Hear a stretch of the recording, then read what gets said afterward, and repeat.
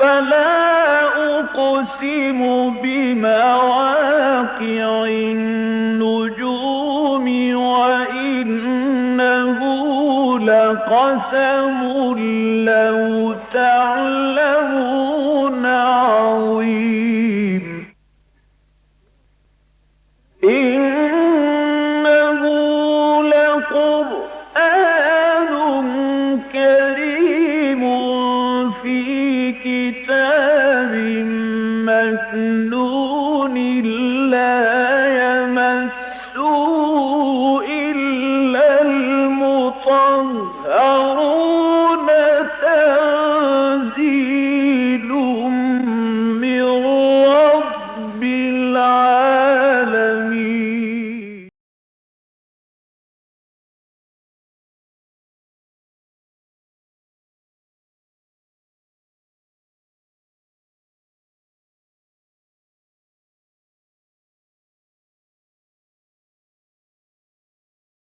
أعوذ بالله من الشيطان الرجيم. بسم الله الرحمن الرحيم. فلما أسلما وتله للجبين وناديناه أن يا إبراهيم قد صدقت الرؤيا إنا كذلك نجزي المحسنين إن هذا لهو البلاء المبين وفديناه بذبح عظيم وتركنا عليه في الآخرين سلام على إبراهيم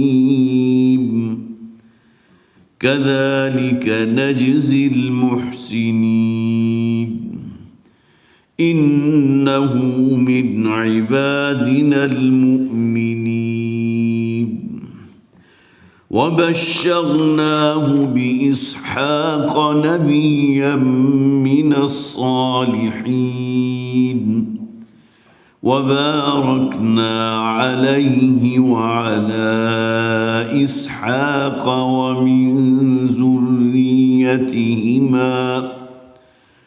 ومن ذريتهما محسن وظالم لنفسه مبين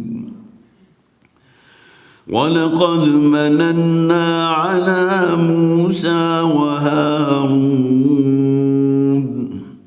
ونجيناهما وقومهما من الكرب العظيم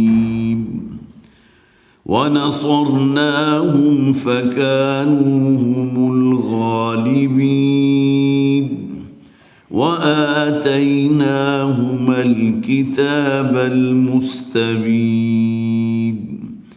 وهديناهما الصراط المستقيم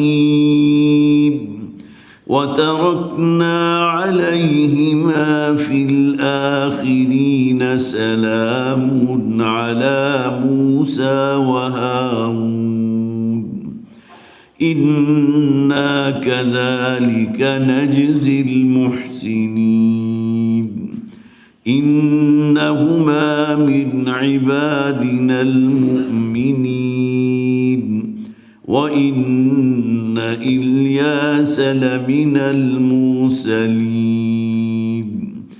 إذ قال لقومه ألا تتقون أتدعون بعلا وتذرون أحسن الخالقين الله ربكم ورب آبائكم الأولين فكذبوه فإنهم لمحضرون إلا عباد الله المخلصين وتركنا عليه في الآخرين سلام على الياسين إنا كذلك نجزي المحسنين صدق الله العظيم رب اشرح لي صدري ويسر لي أمري واحلل عقدة من لساني يفقهوا قولي اللهم ألهمنا رشدنا وأعذنا من شرور أنفسنا آمين يا رب العالمين۔ سورہ صافات ہمارے زیر مطالعہ ہے، اس کی 110 آیات ہم مکمل کر چکے تھے، اور حضرت ابراہیم علیہ السلام کا جو واقعات بیان ہو رہے تھے اس کے بھی چند آیات باقی تھی کہ وقت ختم ہو چکا تھا۔ ذہن میں تازہ کر لیجئے کہ مکی اور مدنی صورتوں کی تقسیم کے اعتبار سے ہم اس وقت 5ویں گروپ پر ہیں، جبکہ جو منازل قرآن حکیم میں یہاں موجود ہوتی ہیں، منزل نمبر 1 ہے، 2 ہے، 3 ہے، 7 منزلوں میں تقسیم کیا گیا، تو ان منازل کے اعتبار سے ہم 6ٹھی منزل پر ہیں۔ سورہ سبا سے یہ آغاز ہوا تھا مکی صورتوں کا، سورہ احقاف تک یہ 13 مکی صورتیں ہیں، اور صرف 3 مدنی صورتیں ہم پڑھیں گے، سورہ محمد، سورہ فتح اور سورہ حجرات۔ اس طرح گویا کہ یہ 6ٹھا گروپ جو ہے مکی اور مدنی صورتوں کا، جس میں 13 مکی اور 3 مدنی صورتیں ہیں، مکمل ہوگا انشاءاللہ۔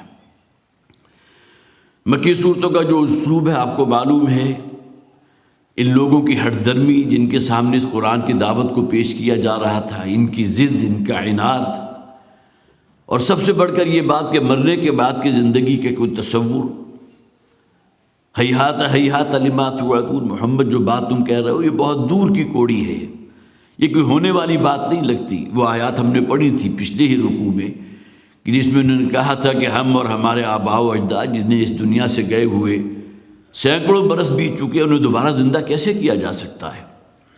کیسے ممکن ہے کہ یہ معاملہ ہو جائے؟ انہونی بات ہے، ناممکن ہے۔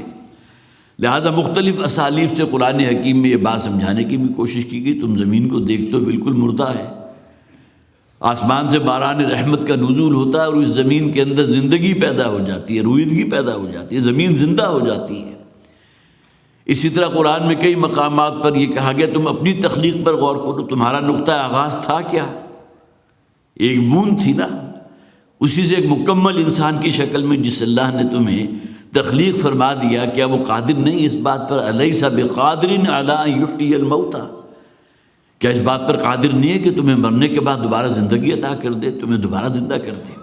یہ تمام اسالیب آپ کو مکی صورتوں میں ملیں گی۔ اس سورہ مبارکہ کی بھی ابتدائی جو 2 رکوع ہیں اس میں اسی مضمون کو لیا گیا، اور اس کے بعد تیسرے رکوع سے آغاز ہوا حضرت نوح علیہ السلام کے ذکر سے۔ چند آیات کے اندر وہ ان کا جو بھی قرآن حکیم نے اس موقع کی مناسبت سے جو بات تھی اس کو مکمل کر دی۔ حضرت نوح علیہ السلام انی مغلوب فانتصر، یہ الفاظ بھی تو موجود ہیں نا کہ اے پروردگار میں تو بالکل مغلوب ہوا چاہتا ہوں، میری قوم مجھ پر غلبہ حاصل کرنے کو ہے، مجھے قتل کرنے کے در پہ ہے، فانتصر، اب تو ان سے بدلہ لے۔ گویا کہ یہاں اللہ تعالیٰ سے دعا کرتا ہے کوئی رسول کہ اب میں بالکل بے بس ہو چکا ہوں، لاچار ہو چکا ہوں، بظاہر احوال کوئی امکان کسی خیر اور بھلائی کا نہیں، لہذا پروردگار ان کا معاملہ صاف کر دے۔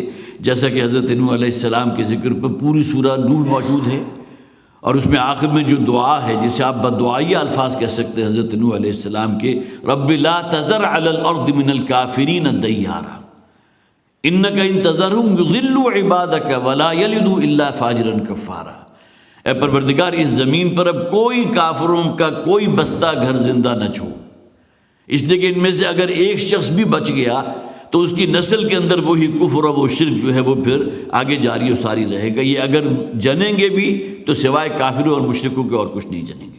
حضرت نوح علیہ السلام کا ذکر پڑھا، اور اس کے پھر فوراً بعد حضرت ابراہیم علیہ السلام کا بڑا تفصیل کے ساتھ ذکر تھا، اور یہ وہ مقام ہے کہ جہاں حضرت اسماعیل علیہ السلام کی قربانی کا ذکر بھی موجود ہے۔ وہ آیت جو ہم نے پڑھی تھی فلما اسلما وتلہ للجبین ونادیناہ ان یا ابراہیم قد صدقت الرؤیا، جب باپ اور بیٹا حضرت ابراہیم اور حضرت اسماعیل علیہ السلام دونوں نے اللہ کے حکم کے سامنے سر تسلیم خم کر دیا، فلما اسلما سر تسلیم خم کر دیا، وَتَلَّهُ لِلْجَبِينَ، اور حضرت ابراہیم نے اپنے بیٹے اسماعیل علیہ السلام کو جو ہے پیشانی کے بل لٹا دیا، اور اللہ کے حکم سے ذبح کرنے کے بالکل قریب تھے کہ اللہ تعالیٰ نے پھر گویا کہ جنت سے، جیسا کہ روایات میں ہے، قرآن میں ذکر موجود نہیں ہے لیکن قرآن میں یہ تو ہم نے پڑھا تھا، وَفَدَيْنَاهُ بِذِبْحٍ عَظِيمٍ، اور ہم نے انہیں ایک یادگار کے طور پر جو دے دی، تو بہت بڑی قربانی جو ہے یادگار کے طور پر ان کی نسل میں جاری کر دی۔ حضرت ابراہیم کی ذات تو وہ ہے نا جنہیں یہودی بھی اون کرتے ہیں، عیسائی بھی اون کرتے ہیں۔ مسلمانوں کے لیے تو بہرحال حکم ہے ملت ابیکم ابراہیم، اے مسلمانوں یہ تمہارے جد امجد ابراہیم علیہ السلام ہے کہ جن کی ملت ہے، جن پر تم اس وقت موجود ہو، جن پر قائم ہو۔ اور اسی طرح نبی اکرم صلی اللہ علیہ وسلم کو بھی جو مخاطب کر کے فرمایا گیا تھا، وَاتَّبِعْ مِلَّةَ ابراہیم حنیفا، اے نبی آپ تو پیروی کیجیے ملت ابراہیمی کی۔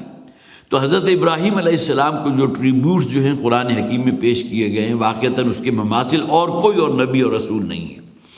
وَتَرَكْنَا عَلَيْهِ فِي الْآخِرِينَ، اب وہ آیات جو ہماری رہ گئی تھی، صرف 3 آیات، ان کا ترجمہ کر لیجئے۔ وَفَدَيْنَاهُ بِذِبْحٍ عَظِيمٍ، اور فدیے میں ہم نے انہیں ایک ذبح عظیم دی۔ اس اعتبار سے بھی ذبح عظیم ہے کہ اللہ تعالیٰ نے جنت سے ایک مینڈھا بھیجا تھا کہ جس کو قربان کیا گیا، یہ بھی بڑی عظیم قربانی ہو گئی نا۔ اور دوسرے ذبح عظیم اس اعتبار سے کہ اب قیامت تک ہر مسلمان جو ہے جس پر بھی استطاعت ہے، جس پر واجب ہے، وہ قربانی کرے گا، گویا کہ اس واقعے کی یاد مناتا رہے گا قیامت تک۔ یہ بھی ایک ذبح عظیم کا ایک مظہر ہے۔ وَتَرَكْنَا عَلَيْهِ فِي الْآخِرِينَ، اور اسی پر ہم نے بعد میں آنے والوں کو جاری رکھا۔ مراد کیا ہے یہاں اصل میں محذوف ہے کہ ان کے ذکر خیر کو ہم نے جاری رکھا ان کی نسلوں میں۔ بعد میں آنے والے لوگ جو حضرت ابراہیم علیہ السلام کو جن الفاظ سے یاد کرتے رہے، حضرت اسماعیل کو جیسے یاد کرتے رہے، اور پھر یہ کہ اللہ تعالیٰ کی طرف سے بھی سلام علی ابراہیم، سلامتی ہو، سلام ہو ابراہیم کے لیے، سلیوٹ ہے ان کے لیے۔ کذالک نجزی المحسنین، اسی طرح ہم بدلہ دیتے ہیں محسنین کو، نیکوکار لوگوں کو۔ انہ من عبادنا المؤمنین، یقیناً وہ ہمارے بہت ہی مومن بندوں میں سے ایک تھے۔ وبشرناہ باسحاق نبیا من الصالحین۔ اب دیکھیے حضرت ابراہیم علیہ السلام کے بعد اکثر و بیشتر جب بھی ذکر ہوتا ہے تو حضرت اسحاق کا ہے، حضرت اسماعیل علیہ السلام کا ذکر بعض مقامات پر ہے، لیکن چونکہ سلسلہ بنی اسرائیل چلا ہے حضرت اسحاق کی نسل سے، لہذا بار بار جو ذکر آپ کو ملے گا بنی اسرائیل کا بھی اور ان انبیاء کا جو بنی اسرائیل میں آئے ہیں، تو ان کا مبدا جو ہے وہ حضرت اسحاق علیہ السلام ہے۔ یہاں بھی فرمایا گیا وَبَشَّرْنَاهُ بِإِسْحَاقَ، اور ہم نے انہیں بشارت دی ابراہیم علیہ السلام کو اسحاق علیہ السلام کی نبی من الصالحین کے جو نبی تھے اور انتہائی صالح تھے، انتہائی نیکوکار تھے۔ حضرت سارہ کے بطن سے حضرت اسحاق ہیں، اور حضرت اسماعیل علیہ السلام اکلوتے بیٹے اس وقت تک رہے جب تک کہ حضرت اسحاق کی ولادت نہیں ہوئی تھی۔ اور بائبل میں بھی وہ میں نے پچھلی مرتبہ حوالہ دیا تھا، مولانا مودودی رحمۃ اللہ علیہ نے خاص طور پر ان حوالے جات کو جمع کیا ہے کہ جہاں آج بھی الفاظ موجود ہیں کہ اللہ خداوند کے حکم سے ابراہیم نے اپنے اکلوتے بیٹے کو ذبح کیا۔ اکلوتے بیٹے تو اس وقت صرف حضرت اسماعیل تھے۔ یہ الگ بات ہے، ایک تلخ حقیقت ہے کہ بنی اسرائیل میں خاص طور پر یہودی جو ہیں آج بھی وہ اسی کے قائل ہیں کہ قربانی کے لیے حضرت ابراہیم علیہ السلام نے جن کو پچھاڑا تھا یا کہ جن کے لیے قربانی پیش کی گئی تھی وہ حضرت اسماعیل نہیں تھے بلکہ حضرت اسحاق تھے۔ صحابہ کرام میں سے بھی بعض کے نام آتے ہیں جنہیں کچھ اختلاف رہا، لیکن بعد میں یہ مسئلہ جو ہے بالکل متفق علیہ تھا کہ حضرت اسماعیل ہی ہیں کہ جو ذبیح اللہ ہیں، حضرت اسحاق نہیں ہیں۔ تو نبی من الصالحین، یہ نبی تھے کہ جو بہت ہی نیک بختوں میں سے تھے، صالح لوگوں میں سے۔ وبارکنا علیہ وعلی اسحاق، اور پھر یہ کہ ہم نے بڑی برکت دی ہے انہیں بھی اور اسحاق پر بھی۔ یہاں علیہ سے مراد حضرت ابراہیم علیہ السلام بھی ہو سکتے ہیں، حضرت ابراہیم علیہ السلام ہی کی اولاد ہے نا جس میں آگے نبوت چلتی رہی۔ حضرت اسماعیل، حضرت اسحاق، یہ دونوں بیٹے ہیں حضرت ابراہیم علیہ السلام کے۔ حضرت اسماعیل جو ہے ان کی اولاد میں کوئی نبی اور رسول نہیں آیا تا آ کے تقریباً 2000 برس کے قریب کا فصل ہے، دورانیہ ہے کہ اسی نسل میں محمد رسول اللہ صلی اللہ علیہ وسلم کی بعثت ہوئی۔ حضور بنی اسماعیل میں سے ہے۔ اور ایک اور مشابہ جو ہے امام فراہی رحمۃ اللہ علیہ نے اس کو خاص طور پر بیان کیا ہے کہ حضرت عبداللہ جو نبی اکرم صلی اللہ علیہ وسلم کے والد تھے، عبد المطلب کے بیٹے تھے، ان کے 9 یا 10 بیٹے تھے۔ کسی ایک بہت بڑی بات پر انہوں نے کوئی نظر مان لی یا کوئی قسم کھا لی کہ اگر میری یہ بات پوری ہو گئی تو میں اپنے ان بیٹوں میں سے ایک کو قربان کر دوں گا۔ بہت بڑی بات تھی۔ حالانکہ قربانی کا معاملہ جو ہے بہت سے مشرکین کے ہاں تو رہا ہے، نوخیز لڑکیوں کو جو ہے دیوتاؤں کے چرنوں میں قربان کر دیا جاتا تھا، اور خاص طور پر مصر کے اندر یہ رسم تو اتنی عام تھی کہ معلوم ہوتا ہے کہ جب تک کسی نوجوان لڑکی کی قربانی نہیں دی جائے گی کسی دیوتا کے لیے، اس وقت تک یہ دریائے نیل جو ہے اس میں پانی نہیں آئے گا۔ اب یہ ان کا ایک جو ہے عقیدہ بن چکا تھا، تو ان کے ہاں تو یہ چیز موجود تھی۔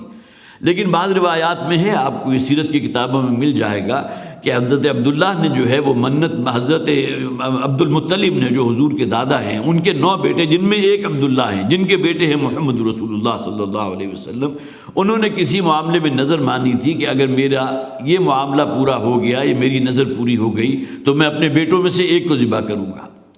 اب وہ بات پوری ہو گئی اللہ کی طرف سے، اور اس کے بعد پھر باقاعدہ جو ہے وہ قرآن اندازی کی گئی کہ کس کو اللہ کے راستے میں قربان کیا جائے، یا کہ جو انہوں نے قربانی کی نیت کی تھی۔ اب جو قرآن اندازی ہوئی ہے تو نام نکلا عبداللہ کا۔ عبداللہ جو ہے بہت ہی حضرت عبد المطلب کو گویا کہ باپ کو بہت ہی پسند تھے، بہت ہی محبت تھی ان کے ساتھ۔ اب تمام اعزاء و اقارب نے مشورہ دیا کہ چلیے ایک مرتبہ کا قرعہ ہو گیا، آپ ایسے کیجئے کہ اس قرعے کے عوض چونکہ عبداللہ کا نام لکھا، اب 10 اونٹوں کی قربانی جو ہے وہ طے کر دیں۔ پھر دوبارہ قرعہ ڈالا گیا، پھر حضرت عبداللہ کا نام نکل آیا۔ تو روایات میں یہ ہے کہ 10 مرتبہ یہ قرعہ ڈالا گیا اور ہر مرتبہ عبداللہ کا نام نکلا، گویا کہ اس معاملے میں پھر 100 اونٹ ذبح کیے گئے تھے ان کی طرف سے۔ لہذا عبداللہ کے بارے میں مکہ میں یہ مشہور تھا کہ یہ ذبیح اللہ ہیں، کہ عبد المطلب نے جو منت مانگی تھی جس میں انہیں اپنے ایک بیٹے کو ذبح کرنا تھا، اور اس کی تلافی کے طور پر جب ہر مرتبہ قرآن اندازی میں انہی کا نام آیا تو تلافی کے طور پر 10 کر کے 100 اونٹ انہوں نے قربان کیے تھے۔ اور مکہ کی بستی کوئی بہت بڑی تو نہیں تھی، معلوم ہوتا ہے کہ وہاں تو ایک مسواقے کی بڑی ایک دھوم مچ گئی ہوگی کہ 100 اونٹوں کی قربانی جو ہے مکہ کی چھوٹی سی بستی میں ہو رہی ہے۔ تو اس حوالے سے گویا کہ ایک مشابہت یہ بھی ہو گئی کہ نبی اکرم صلی اللہ علیہ وسلم حضرت اسماعیل علیہ السلام کی اولاد میں سے ہیں، وہ اسماعیل کے جو ذبیح اللہ ہیں، جنہیں اللہ کے حکم سے حضرت ابراہیم علیہ السلام نے اللہ کے راستے میں ذبح کرنے کی کوشش کی، وہ معاملہ تکمیل تک نہیں پہنچ سکا، تو انہی میں عبداللہ تھے کہ جن کو وہاں پھر ذبیح اللہ کا نام ان کا پڑ گیا تھا کہ ان کے لیے 100 اونٹ جو ہے وہ قربان کیے گئے تھے۔ تو ایک لفظی مشابہت یہاں بھی ہو گئی۔ وبارکنا علیہ وعلی اسحاق، اور ہم نے پھر برکت دی ہے ان کی اولاد پر بھی اور اسحاق کی اولاد پر۔ بنی اسرائیل میں سینکڑوں نہیں بلکہ ہزاروں انبیاء آئے ہیں۔ ومن ذریتہما، اب معلوم ہوتا ہے کہ اب آگے جو نسل انسانی ہے اس میں نبوت اور رسالت چلی ہے صرف ان 2 کی نسل میں۔ حضرت ابراہیم علیہ السلام کے 2 بیٹے حضرت اسماعیل، جن کی آگے نسل میں کوئی نبی اور رسول نہیں سوائے محمد رسول اللہ صلی اللہ علیہ وسلم کے جو اینڈ پر ہیں، اور یہاں حضرت اسحاق علیہ السلام کے 12 بیٹے تھے اور انہی سے بنی اسرائیل وجود میں آئے۔ اسرائیل حضرت یعقوب جو ہے حضرت اسحاق کے ایک بیٹے حضرت یعقوب تھے، ان کے آگے پھر جو ہے وہ 12 بیٹے تھے، ان سے آگے بنی اسرائیل کی نسل چلی ہے۔ تو فرمایا وَمِن ذُرِّيَّتِهِمَا، اور ان دونوں ہی کی ذریت اور نسل میں جو ہے ان میں ایسے تھے محسنون کے جو اللہ کے بہت ہی نیکوکار لوگ بھی تھے، بڑے فرما بردار لوگ بھی تھے، نیکیوں پر عمل کرنے والے، وَظَالِمٌ لِنَفْسِهِ مُبِينٌ، اور ان میں ایسے بھی تھے جو بدکار بھی تھے اور اپنی جانوں پر ظلم ڈھانے والے تھے۔ یہ جو مارکہ حق و باطل جو ہے یہ تو ہمیشہ سے برپا رہا ہے نا۔ ہر نبی اور رسول نے جب بھی دعوت پیش کی ہے تو کچھ لوگوں نے لبیک کہا، لیکن ان کی تعداد کتنی تھی؟ آٹے میں نمک کے مساوی کوئی تعداد ہو سکتی ہے، تو شاید یہ مثال جو ہے وہ بھی شاید ناکافی ہو۔ حضرت نوح علیہ السلام کو 950 برس کی شدید محنت کے عوض کل کتنے افراد ملے تھے؟ زیادہ سے زیادہ کوئی 70 یا 72 کی تعداد اسرائیلی روایات میں ملتی ہے، اور بعض کے نزدیک تو ان کی اپنی اولاد اور اپنے خاندان کے علاوہ کوئی اور ان پر ایمان نہیں لایا۔ ان کی اپنی ایک بیوی تھی کہ جو اسی کافرہ حالت میں جو ہے وہ بھی اسی جو اللہ تعالیٰ کی طرف سے جو عذاب بھیجا گیا تھا اسی کا شکار ہوئی ہے، اسی طوفان نوح کے اندر وہ بھی غرق ہوئی ہے۔ تو وَمِن ذُرِّيَّتِهِمَا مُحْسِنٌ وَظَالِمٌ لِنَفْسِهِ مُبِينٌ، اور ان دونوں ہی کی ذریت ہے کہ جن میں کچھ وہ لوگ بھی تھے جو بڑے احسان کے مقام پر تھے، محسن تھے، نیکوکار لوگ تھے، اور وہ بھی تھے کہ جو اپنی جانوں پر ظلم ڈھانے والے تھے۔ وَلَقَدْ مَنَنَّا عَلَىٰ مُوسَىٰ وَهَارُونَ، اور اسی طرح ہم نے بڑا احسان کیا تھا موسیٰ اور ہارون پر بھی۔ دیکھیں یہاں وہ اللہ تعالیٰ کی رحمت اور جو احسان ہوا ہے ان انبیاء پر، جنہیں گویا کہ جو چنیدہ ہیں، جنہیں اللہ نے چنا ہے۔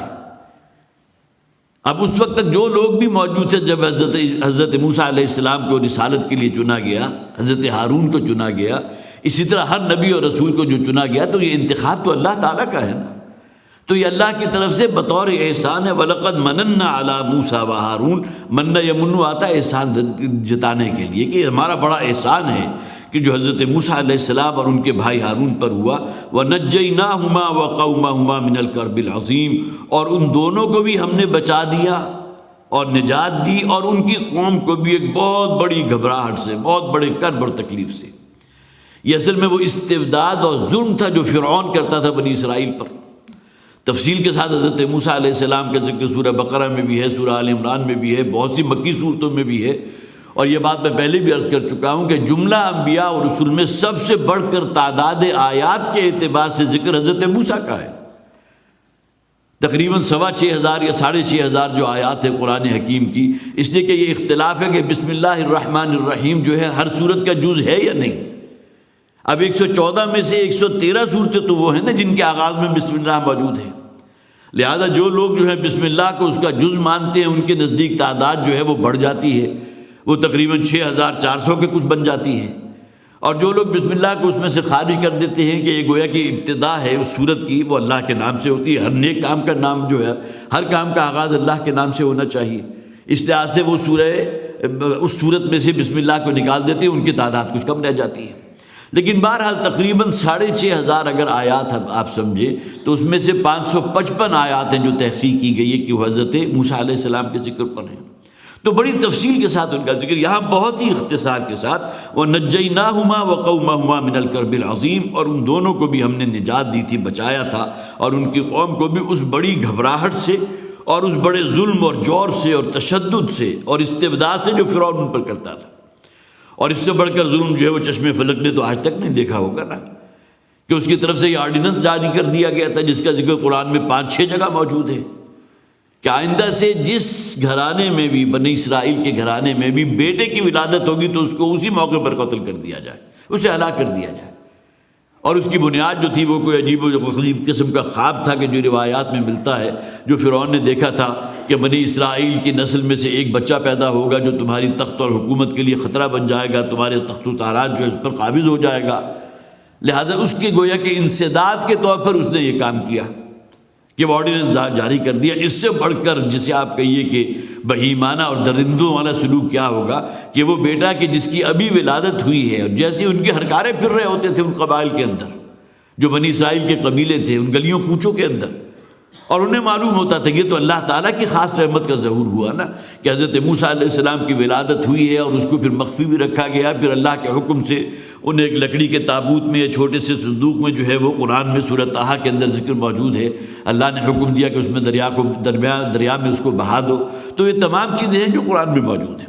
تو حضرت موسیٰ علیہ السلام کا ذکر یہاں بہت ہی اختصار کے ساتھ، اور وہ جو سب سے بڑا ظلم کیا تھا فرعون نے کہ ان کی اولاد نرینہ کے بارے میں اس کا آرڈیننس ہی جاری ہو گیا کہ ان کو قتل کر دیا جائے، من الکرب العظیم ونصرناہم فکانوا هم الغالبین، اور پھر یہ کہ ہم نے ان کی بڑی مدد کی تھی۔ ظاہر ہے کہ حضرت موسیٰ، حضرت ہارون بالآخر جو ہے اللہ تعالیٰ نے کس کس اعتبار سے انہیں سرفراز فرمایا ہے۔ سامنے اگر سمندر موجود ہے تو عصا حضرت موسیٰ نے اللہ کے حکم سے زمین پر مارا اور سمندر 2 حصوں میں تقسیم ہو گیا۔ حضرت موسیٰ بنی اسرائیل کو لے کر نکل گیا اور فرعون اسی سمندر میں غرق کر دیا گیا، اور وہ گویا کہ جس سے کہ اللہ کے عذاب کا شکار ہوا۔ وَنَصَرْنَاهُمْ، ہم نے ان کی بڑی مدد کی، فَكَانُوا هُمُ الْغَالِبِينَ، اور بالآخر وہی غالب ہوئے۔ گویا کہ آل فرعون جو ہے وہ ہلاک کر دیے گئے، وہ نیست و نابود کر دیے گئے، غرق کر دیے گئے، اور حضرت موسیٰ علیہ السلام کو بچا لیا گیا۔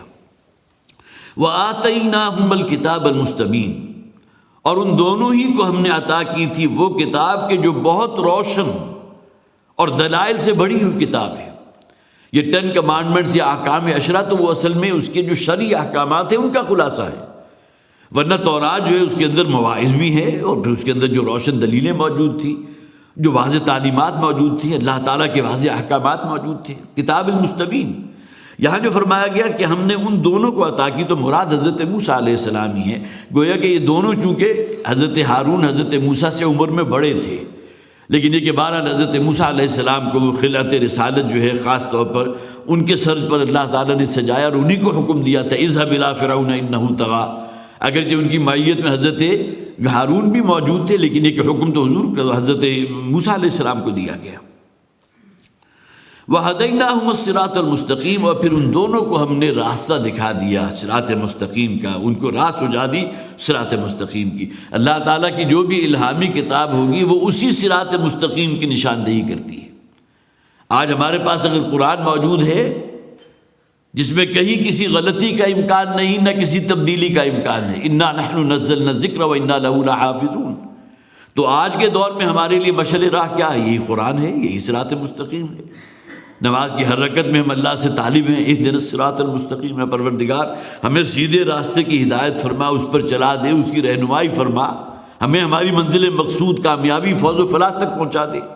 وہ صراط مستقیم یہی تو ہے نا، ذالک الکتاب لا ریب فیہ ھدی للمتقین، تم نے اللہ سے ہدایت مانگی ہے، صراط مستقیم مانگی ہے، یہ پورا قرآن تمہارے سامنے موجود ہے۔ وَهَدَيْنَاهُمَ الصِّرَاطَ الْمُسْتَقِيمَ، اور ان دونوں کو ہم نے پھر راہ سجھا دیا، چلا دیا یا دکھا دیا وہ راستہ جو بالکل سیدھا ہے، جس میں کہیں کوئی کجی نہیں ہے، کہیں کوئی ٹیڑھ نہیں ہے۔ وَتَرَكْنَا عَلَيْهِمَا فِي الْآخِرِينَ، اور انہی کی تعلیمات پر پھر ہم نے باقی رکھا بعد میں آنے والوں کو۔ اگرچہ حضرت موسیٰ علیہ السلام کے اپنے عہد میں ہی، ان کی اپنی عمر ہی کے دوران جو ہے، جب وہ گئے تھے 40 شبانہ روز کے لیے کوہ طور پر تورات کو حاصل کرنے کے لیے، اور اللہ تعالیٰ نے تورات جو اس وقت الواح کی شکل میں، تختیوں کی شکل میں تھی، حضرت موسیٰ علیہ السلام کو عطا کی تھی، تو یہی قوم تھی نا کہ جو اس بچڑے کی پرستش میں مبتلا ہو گئی، جس کو تعمیر کیا تھا سامری نے۔ اسی بنی اسرائیل کے قبیلے کا ذکر ہے جن کا پھر شدید ترین پر جو ہے ان تمام لوگوں کو قتل کر دیا گیا، اس لیے کہ یہ مرتدین تھے۔ یہ توحید تک پہنچنے کے بعد علی الاعلان انہوں نے بت پرستی اختیار کی تھی۔ سورہ بنی اسرائیل کے اندر اس کا ذکر موجود ہے۔ تو وَتَرَكْنَا عَلَيْهِمَا فِي الْآخِرِينَ، اور ان کی ایک نامی کو، نیک نامی کو بھی، اور ان کے ان تعلیمات کو ہم نے باقی رکھا بعد میں آنے والے لوگوں میں۔ سلام علی موسیٰ و ہارون، سلامتی ہو، سلام ہو، ٹریبیوٹ ہے حضرت موسیٰ اور حضرت ہارون علیہ السلام دونوں کے لیے، جیسا کہ ہم نے پہلے پڑھا سلام علی ابراہیم۔ انا کذالک نجزی المحسنین، اسی طرح ہم بدلہ دیتے ہیں محسنین کو۔ جزا کا لفظ جو ہے وہ ایک سزا ہمارے ہاں اردو زبان میں مستعمل ہے، لیکن عربی زبان میں جزا ہے۔ جزا کے معنی اگر اچھے ہوں گے تو بہترین بدلہ ہے، اگر برائی یا منفی کا پہلو اس کے اندر ہے تو اس میں سزا آ گئی۔ جیسے کہ قرآن حکیم میں یہ بھی کہا گیا نا کہ ہم جزا کے طور پر ان کے جہنم میں دھکیل دیں گے، وہ سزا کے طور پر ہے۔ یہاں فرمایا کذالک نجزی المحسنین، اسی طرح جزا اپنے مثبت معنوں میں ہے، ہم ریوارڈ دیتے ہیں، ہم جزا دیتے ہیں، ہم بدلہ دیتے ہیں، بہترین بدل عطا فرماتے ہیں اپنے نیکوکار لوگوں کو، محسنین کو۔ انہما من عبادنا المؤمنین، یقیناً یہ دونوں بھی ہمارے مومن بندوں میں سے تھے۔ دیکھیں یہاں مومنین کی تکرار آ رہی ہے، معلوم ہوا کہ اصل جسے آپ کہیے بیس لائن جو ہے نا وہ ایمان ہے۔ انہی مومنین میں سے اللہ تعالیٰ اللہ یصطفی من الملائکۃ رسلا ومن الناس، اللہ تعالیٰ رسولوں میں سے بھی ایک کو چن لیتا ہے، منتخب فرما لیتا ہے۔ جو چنیدہ ہے حضرت جبرائیل علیہ السلام، اللہ کے پیغام کو رسولوں تک پہنچانے کے لیے، انبیاء تک پہنچانے کے لیے، اور اسی طرح لوگوں میں سے بھی چن لیتا ہے۔ تو یہ جو بھی انبیاء ہیں، جو بھی رسول ہیں، وہ اللہ کے چنیدہ ہیں، اللہ کے منتخب ہیں، اللہ نے ان کو سلیکٹ کیا ہے۔ انا کذالک نجزی المحسنین انہما من عبادنا المؤمنین، اس لیے کہ یہ ایمان کی جو معراج ہوتی ہے، مقام احسان، اس پر فائز تھے یہ لوگ۔ حضرت ابوبکر صدیق رضی اللہ تعالیٰ عنہ کے بارے میں آپ نے سنا ہوگا، افضل البشر بعد الانبیاء بالتحقیق، ابو بکر صدیق عام طور پر جو ہے وہ جمعے کے خطبے میں عربی الفاظ آپ کے جو ہیں کان سے شراسہ ہوں گے کہ اس روح ہستی پر انبیاء اور رسول کے بعد افضل ترین شخصیت اگر کوئی ہے تو ابو بکر ہے رضی اللہ تعالیٰ عنہ۔ یہ کون تھے؟ ایمان کی اس معراج پر پہنچے ہوئے تھے، اور وہی اوصاف جو نبی اکرم صلی اللہ علیہ وسلم میں بدرجہ اتم موجود تھے، اسی کا کامل عکس تھا حضرت ابو بکر رضی اللہ تعالیٰ عنہ کی سیرت۔ کوئی جھوٹ کا کسی کو تجربہ ہوا ہو، کسی سے کوئی وعدہ خلافی کی ہو، ان کی پوری زندگی بھی بالکل کھلی کتاب تھی۔ اللہ تعالیٰ نے گویا کہ نبی اکرم صلی اللہ علیہ وسلم کو انہی میں سے چنا ہے نا، اسی مکہ کے رہنے والوں میں سے، اسی کی کریم میں سے تھے۔ حضرت ابوبکر بھی تھے، نبی اکرم صلی اللہ علیہ وسلم انتخاب اللہ کا جو ہے وہ حضور کے لیے ہوا صلی اللہ علیہ وسلم۔ لیکن وہ انہما من عبادنا المؤمنین، جہاں بھی ہم پڑھ رہے ہیں جہاں رسولوں کا ذکر ہے، وہ مومن بندوں میں سے تھے۔ وَإِنَّ إِلْيَاسَ لَمِنَ الْمُرْسَلِينَ، اور اسی طرح حضرت الیاس علیہ السلام وہ بھی تو رسولوں میں سے تھے نا۔ دیکھیے یہاں ان میں چند آیات کے اندر آپ دیکھیں گے کئی رسولوں کا ذکر آ رہا ہے، حضرت یونس کا ذکر بھی آئے گا، حضرت اسحاق کا ذکر بھی آ گیا، حضرت ابراہیم کا ذرا تفصیلی ذکر ہم نے پڑھا، حضرت موسیٰ اور حضرت ہارون کا ذکر بھی آ گیا، اب حضرت الیاس کا ذکر ہے۔ حضرت الیاس کا زمانہ ہمارے ہاں جو بھی محققین ہیں انہوں نے جو بھی اس کے اندر کچھ تھوڑی بہت کھوج کریت کی ہے تو تقریباً 850 قبل مسیح کا زمانہ ہے۔ یہ وہ زمانہ ہے جو تقریباً جسے آپ کہیے کہ ہم عصر میں شامل ہیں حضرت طالوت اور ان کے بعد حضرت داؤد علیہ السلام، تقریباً وہی زمانہ ہے۔ لیکن یہ کہ یہ اصل میں وہ جو شرق اردن کا ایک علاقہ ہے وہاں ایک شہر تھا جس کا نام بعل بک تھا، اور بعل بک ان کا دارالخلافہ بھی تھا، اور یہ اصل میں ایک بہت بڑا دیوتا تھا ان کا جن کو یہ بال کے نام سے جانتے تھے، بہت بڑا انہوں نے بت بھی تراشا ہوا تھا، اور یہ بال پرستی ان کے ہاں جو ہے وہ موجود تھی، جس طرح ہمارے ہاں خدا پرستی ہے نا، تو اسی طرح وہ دیوتا کو وہ انہوں نے بال کا نام دے رکھا تھا، اور ان کا صدر مقام جو تھا اس کا نام بھی بعل بک تھا، اور وہاں یہ قوم آباد تھی جو حضرت الیاس علیہ السلام جن کی طرف بھیجے گئے۔ بہرحال مشرکانہ جو بھی اوہام ہوتے ہیں تمام نجاست شرک والی اس قوم کے اندر موجود تھی۔ حضرت الیاس علیہ السلام کا قرآن حکیم میں صرف 2 مقامات پر ذکر ہے، ایک تو یہاں ہے اور دوسرے سورہ انعام کی آیت نمبر 187 میں ان کا ذکر موجود ہے۔ باقی یہ کہ ان کے بارے میں اور زیادہ مزید تفصیل ان کے حالات و واقعات جو ہے اس کا جو ہے کہیں آپ کو بائبل میں اگر سراغ ملتا ہے، اگر جن حضرات کو بھی دلچسپی ہو تو تفہیم القرآن میں مولانا مودودی رحمۃ اللہ علیہ نے کافی ان کے بارے میں جو ہے وہ کھود کریت کی ہے، بائبل کے بہت سے حوالے موجود ہیں کہ ان کے ہاں یہ جو بال نامی دیوتا تھا تو بال پرستی ان کے ہاں عام ہو چکی تھی، اور اسی کی پاداش کے اندر جو ہے پھر کچھ بہت سے جو ان کا اس دیوتا کو خدا ماننے سے انکار کرتے ان کو بڑا ٹارچر بھی کیا جاتا تھا، بالکل وہی معاملہ جو فرعون کرتا تھا بنی اسرائیل کے لوگوں کے ساتھ۔ تو وَإِنَّ إِلْيَاسَ لَمِنَ الْمُرْسَلِينَ، اسی طرح حضرت الیاس علیہ السلام جو ہیں وہ بھی اللہ کے فرستادہ لوگوں میں سے تھے، بھیجے ہوئے لوگوں میں سے تھے، رسولوں میں سے تھے۔ إِذْ قَالَ لِقَوْمِهِ أَلَا تَتَّقُونَ، ہر نبی اور رسول کی یہ دعوت ہے، کیوں اللہ کا تقوی اختیار نہیں کرتے؟ وہ اللہ جس نے تمہیں پیدا کیا، تمہاری ضرورت کی ہر شے اس نے پیدا کی، اور تم اپنے ہاتھوں سے حضرت ابراہیم علیہ السلام کا بھی ذکر پڑا تھا نا، انہوں نے بھی اپنے والد سے یہی کہا تھا، اپنے ہاتھوں سے آپ بت تراشتے ہو اور پھر ان کو اپنا خدا مان بیٹھتے ہو، انہیں دیوتا قرار دیتے ہو، انہیں حاجت روا سمجھتے ہو، مشکل کشا سمجھتے ہو۔ معلوم ہوتا ہے کہ بت پرستی تو وہ خناس تھا کہ جو ہر قوم میں موجود رہا۔ حضرت الیاس علیہ السلام جس قوم کی طرف بھیجے گئے وہ بعل نامی ایک بہت بڑا دیوتا انہوں نے جو ہے جو سے بہت مہا خدا سمجھتے تھے، ان کا جو ہے انہوں نے بت بنا رکھا تھا۔ تو فرمایا گیا اذ قال لقومه الا تتقون، جبکہ انہوں نے اپنی قوم سے کہا کہ کیوں اللہ کا تقوی اختیار نہیں کرتے، تتقون کیوں نہیں بچتے، یہ جو شرک اور بت پرستی جیسی نجاست کے اندر تم مبتلا ہو کیوں نہیں اس سے اپنے آپ کو محفوظ رکھتے۔ اتدعون بعلا، اب یہ دیکھیں وہ لفظ آ گیا بعل، جس کے بارے میں میں نے کہا تھا بال پرستی وہاں تھی، وہ بال نامی جو بت تھا جو ان کا دیوتا تھا اس کی پرستی کرتے تھے، اس کو پوچھتے تھے کیا تم پکارتے ہو بال کو، اس دیوتا کو سمجھتے ہوئے تمہارا حاجت روا ہے، یہ مشکل کشا ہے۔ ہمارے اندر بھی تو ایک طبقہ موجود ہے نا مسلمانوں کے اندر جو بت پرستی اگر نہ بھی ہو تو قبر پرستی موجود ہے، ان کے نام کے چڑھاوے بھی چڑھ رہے ہوتے ہیں، قبروں کو سجدے بھی کیے جا رہے ہوتے ہیں، انہیں اپنا حاجت روا بھی سمجھتے ہیں، انہی کے بارے میں ان کا عقیدہ مشکل کشا کا بھی ہے۔ یہ تمام عقائد آج بھی موجود ہیں۔ وہ صاحب قبر جو جس قبر کے اندر ہے اس کی دعوت خواب بالکل پیور توحید کی دعوت کیوں نہ ہو، لیکن یہ بہرحال اس دنیا سے چلے جانے کے بعد وہ مجاور بن بیٹھے اور اس کا اپنا پیشہ بنا لیا، اور وہاں چڑھاوے بھی ہو رہے ہیں، چڑھاوے بھی چڑھائے جا رہے ہیں، اور ایک بہت بڑا ٹریڈ اور بزنس جو ہے وہ وجود میں آ گیا۔ اتدعون بالا، کیا تم پکارتے ہو بال کو، وتذرون احسن الخالقین، اور تم پس پش ڈال دیتے ہو، چھوڑ دیتے ہو اور یاد نہیں رکھتے کس کو، احسن الخالقین کے جو بہترین خلقت فرمانے والا ہے۔ ذرا اس کی خلقت اور اس کی طاقت کا تو اندازہ کرو، جس نے سورج کو بنایا، اس کائنات کو بنایا، جو آسمان سے بارش کا برسانے والا ہے، اس زمین کے اندر قوت نمو رکھ دی ہے جس سے تم اپنی پیداوار حاصل کر رہے ہو، جہاں سے تمہیں غلہ بھی مل رہا ہے، بہترین جو ہے سبزیاں حاصل ہو رہی ہیں، ایک سے ایک بڑھ کر پھل تمہیں یہاں سے میسر ہیں، اس اللہ کو تم بھول گئے اور تم پکارتے ہو حاجت روائی کے لیے، مشکل کشائی کے لیے بال کو، اپنے ہاتھوں سے خود تراشیدہ بت کی پرستش کرتے ہو۔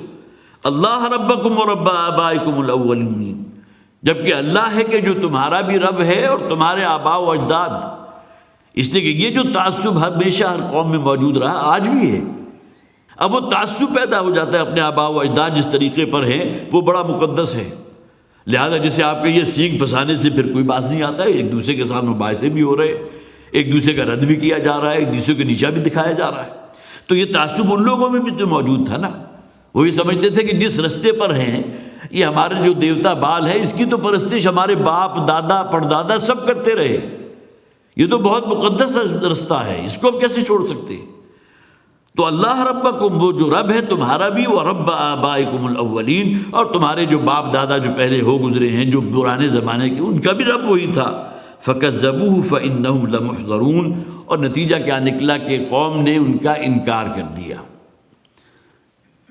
نبی اور رسول کے انکار کرنے والا ہمیشہ تعداد میں زیادہ رہے.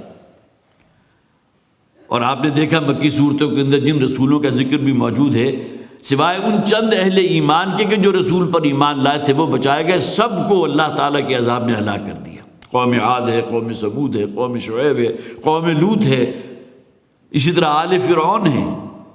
کتنی جگہوں پر ان کے قصے ہم نے پڑھے ہیں. فَكَذَّبُوا فَإِنَّهُمْ لَمُحْضَرُونَ، انہوں نے بھی جھٹلایا اور پھر انہیں بھی پکڑ لیا گیا.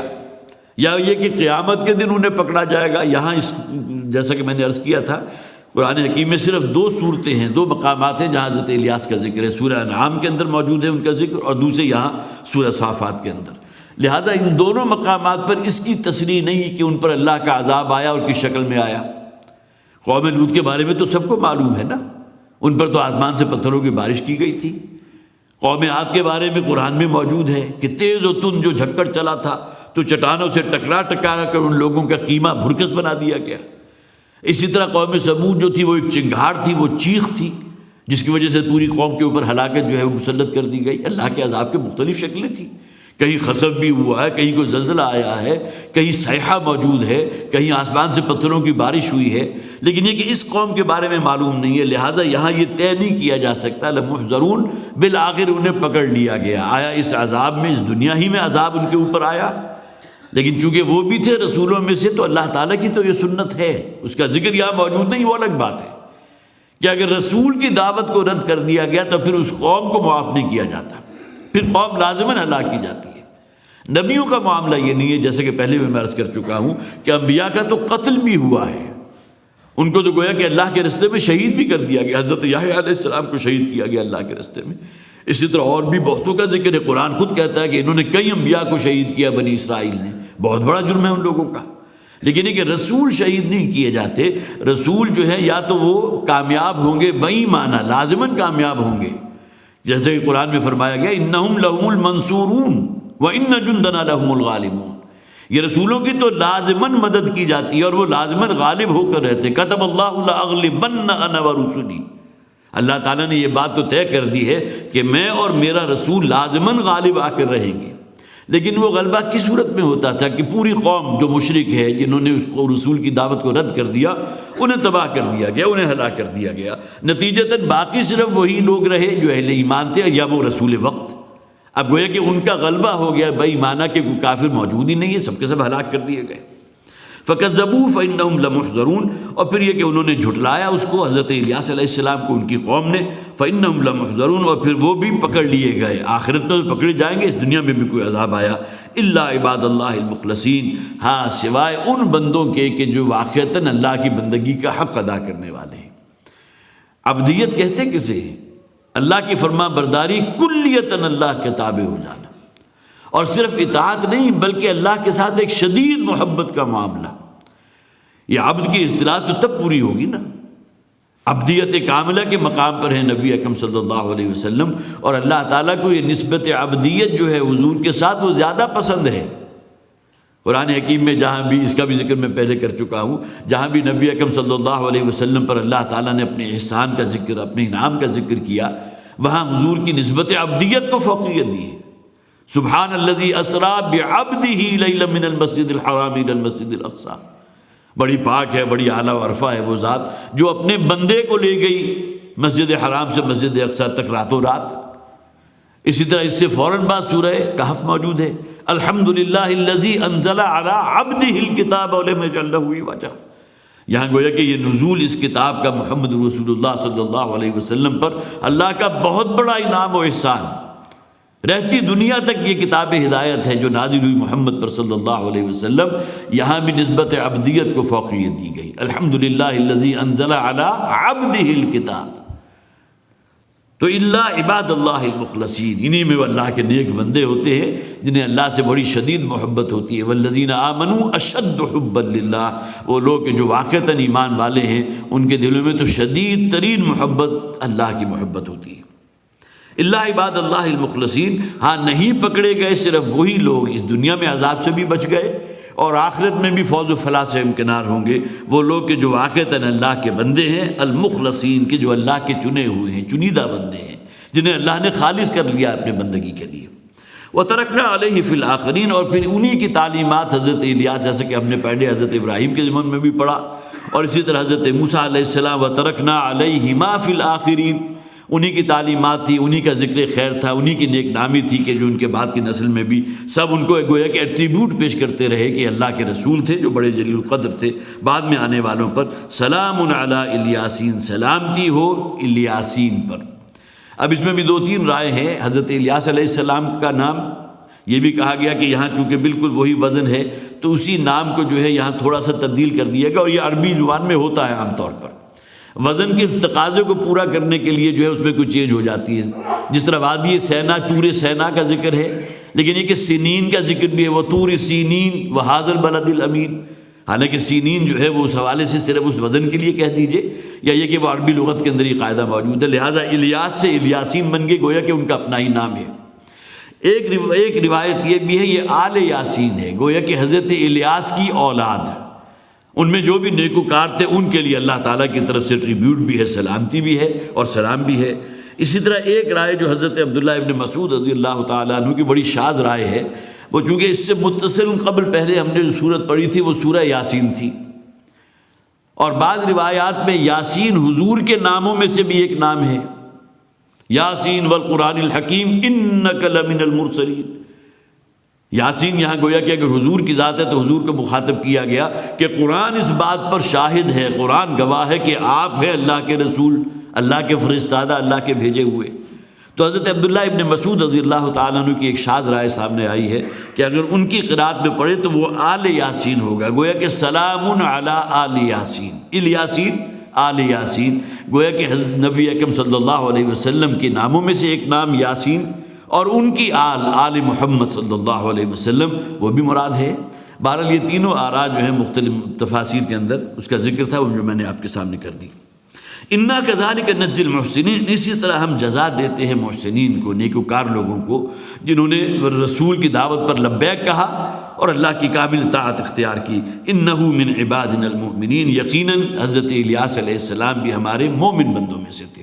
جیسے کہ میں نے پہلے بھی عرض کیا تھا کہ ایمان وہ کیڈر ہے، مومنین وہ کیڈر ہے کہ جس میں اللہ تعالیٰ پھر منتخب فرما لیتا ہے کچھ شخصیات کو انبیاء کے طور پر اور کچھ کو رسولوں کے طور پر۔ وَإِنَّ لُوطًا لَمِنَ الْمُرْسَلِينَ، اب یہ دیکھیں میں نے عرض کیا تھا کہ چند آیات کے اندر جو ہے ایک ایک رسول کا ذکر آ رہا ہے۔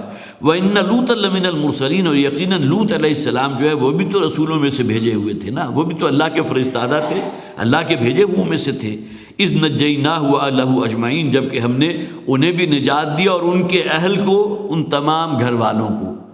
یہاں بھی اہل سے مراد صرف وہی ہیں جو حضرت لوط پر ایمان لائے، اس لیے کہ قرآن میں ذکر موجود ہے کہ ان کی ازواج میں سے ایک زوجہ وائلہ، اس کا غالباً نام بھی آیا ہے اسرائیلی روایات کے اندر، جو ان پر ایمان اس معنی میں نہیں لائی تھی کہ ان کی ہمدردیاں اپنی قوم کے ساتھ تھی۔